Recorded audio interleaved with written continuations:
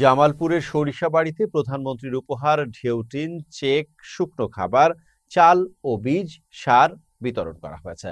বুধবার সকালে প্রকল্প বাস্তবায়ন ও দুর্যোগ ব্যবস্থাপনা অফিস সহ কৃষি ও সমাজসেবা বিভাগের আয়োজনে উপজেলা পরিষদ মাঠে এসব বিতরণ করা হয়। উপজেলা নির্বাহী কর্মকর্তা শারমিন আক্তারের সভাপতিত্বে এতে প্রধান অতিথি ছিলেন জামালপুর ৪ আসনের সংসদ সদস্য মোহাম্মদ আব্দুর রশিদ। প্রকল্প বাস্তবায়ন কর্মকর্তা শওকত জামানের সঞ্চালনায় বিশেষ অতিথি ছিলেন উপজেলা কৃষি কর্মকর্তা অনুপ সিংহ রায় এবং সমাজ সেবা কর্মকর্তা তৌফিকুল ইসলাম খালেক সহ অনেকে।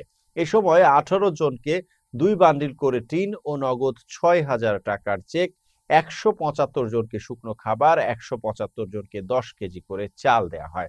এছাড়া ১০ জন ভিক্ষুকের মাঝে ২টি করে ছাগল এবং ১০ জন পঙ্গু প্রতিবন্ধীকে একটি করে হুইল চেয়ার দেয়া হয়। এছাড়া ১,৪০০ কৃষককে ৫ কেজি আমন ধানের বীজ, ১০ কেজি ডিএসপি এবং ১০ কেজি এমওপি সার দেয়া হয়।